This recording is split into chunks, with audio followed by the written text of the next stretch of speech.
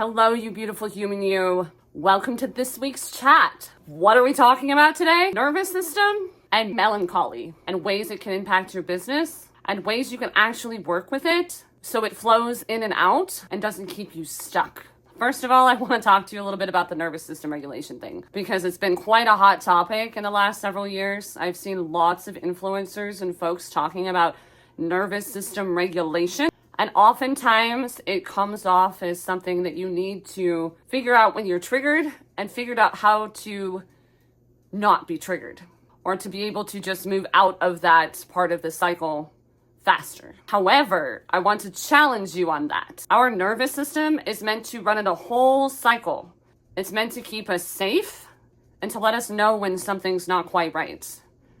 And if you're forever trying to get to the point where you're regulated and you don't get triggered and you're just kind of even keel, la-di-da, meditating all the time, that's not really nervous system regulation. The real nervous system regulation is being able to have something trigger you and work through it and be able to resolve or recover in the whole cycle. So if your goal is just to not ever get triggered, or to not ever deal with the fight or flight, or have any kind of anything like that come up, you're gonna be a little miserable, most likely. Because the whole point of life is living and learning and experiencing, evaluating, and moving forward. And part of growth is moving through those feelings of growth. When we're growing, it's usually through uncomfortable things. We have to get quiet and get still, figure out where that fear, the mindfuckery, where it stems from and what it's serving us. We've talked about it in several videos before, because that part of our nervous system that has that fear come up, or that nervous system response, is trying to keep us safe. Most of us run on autopilot oftentimes because something that happened in our past caused an issue, and so we adjusted and started moving forward in a specific manner because of said issue. And now that we have dreams and aspirations and we're dipping our toes into something new, that's where our nervous system goes, I don't know about that. That's a little scary. That's not known. We'd rather stay in our misery and be comfortable in said misery because it's known.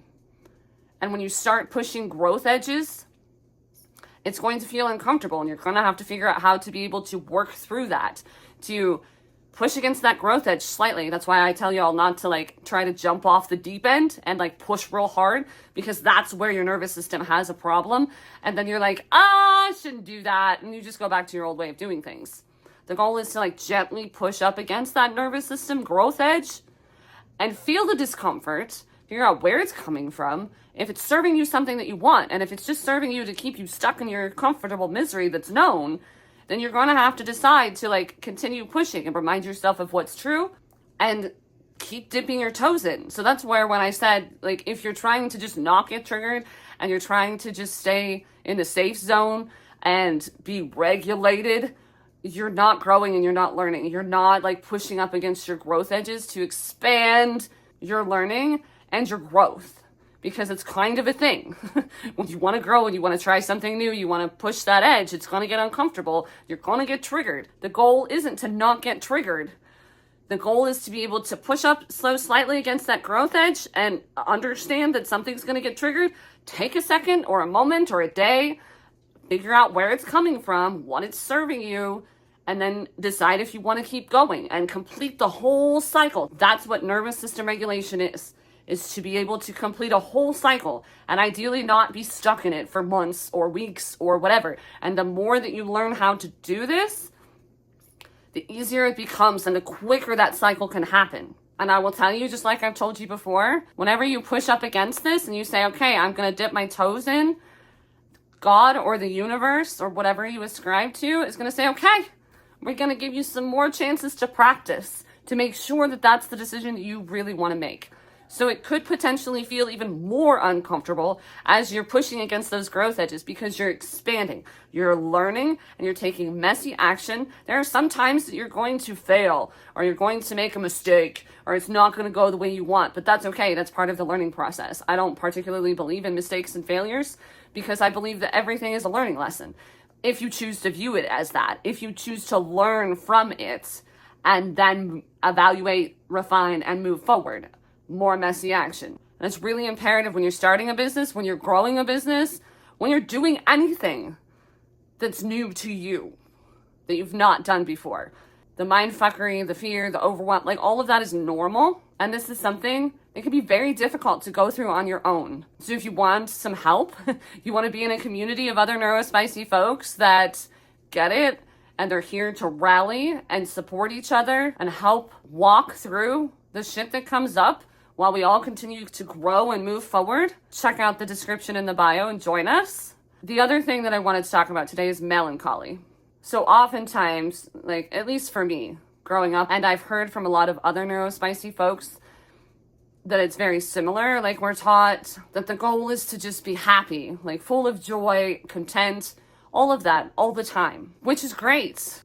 Except for just like everything else in life, can you really fully appreciate the highs if you can't also fully appreciate the lows, the ups and downs and the dips that happen? It helps you be able to experience things fully and for the maximum benefit in the moment. And to be honest, there are some times that I thoroughly enjoy sitting in my melancholy. Not for long periods of time, but because I operate at such a level a lot of the time and I hold space for other people and I've got all this stuff going on and life is amazing. And there are a lot of times that I'm up here, but I can also fully appreciate the lower parts as well. Like today I woke up and the last few days I've been running a lot. I had to take a kiddo to a doctor's appointment 3.5 hours away for a routine checkup thing. And then yesterday I had to take my teens to this shop that they can sign up. And they're also moving across the street, so we helped them move some shit over. And so this morning I woke up knowing that I needed to record. I had a few ads to record, but also I woke up and it's like gray outside. It's cooler weather. It's almost like a gloomy fall day. And now I don't love gloomy gray weather for long periods. Like we get that in like January and February. Sometimes it doesn't get quite as cold, but it's just like gray for weeks. Like I can't do that. However, it's been pretty sunny for the last few weeks and not really rainy. It's not really rainy today, but like that whole vibe that's happening outside, it like almost is like a hug for me right now. Like I just sometimes fully enjoy being at rest, and it's not even rest. So there's a little bit of that melancholy. It's not like a despair. It's not like I'm depressed. It's just a slowing down. Also, full moon is, well, I'm posting this tomorrow. So it's full moon day too. And it's in Pisces. So like, it's very much ooey gooey inside, slow down kind of feel and vibe, at least in my experience. So I'm like totally here for it. And that's okay. And like after I shoot this video, the girls and I may binge watch some Ghibli movies. Studio Ghibli, like Totoro and Ponyo and Howl's Moving Castle. Those are some of our favorites. Maybe we just make popcorn and binge watch some movies for a while and hang out. And that's great. And I might make some chili and cornbread because it's that kind of day. I learned a while ago that I don't always have to operate or pretend like I'm up here because I'm not. I don't know many humans that actually are, unless they just appear to be. Like it's the social media facade where everything's perfect all the time. It's not, I promise. It's not. There's no human on earth that is happy-go-lucky all the time. Unless it's a baby, but even babies get upset, right?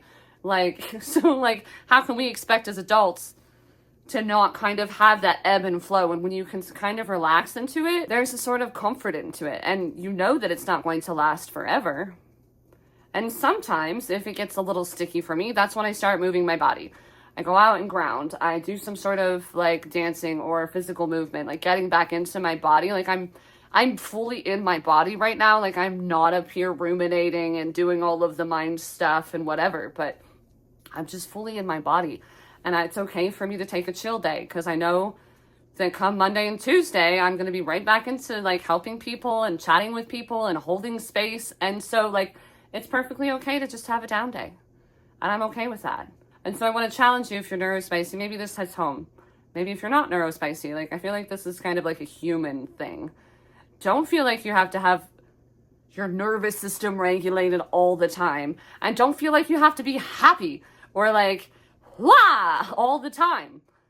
or portray that. And if you need some help with your business stuff so that you are able to give yourself that space and the grace of not feeling like you have to always show up a certain way or show up when you don't feel like it, there are ways, there are tips and tricks, and I've shared them in past videos. There's one about doing the boring shit, and there's something, just go back and look at past videos.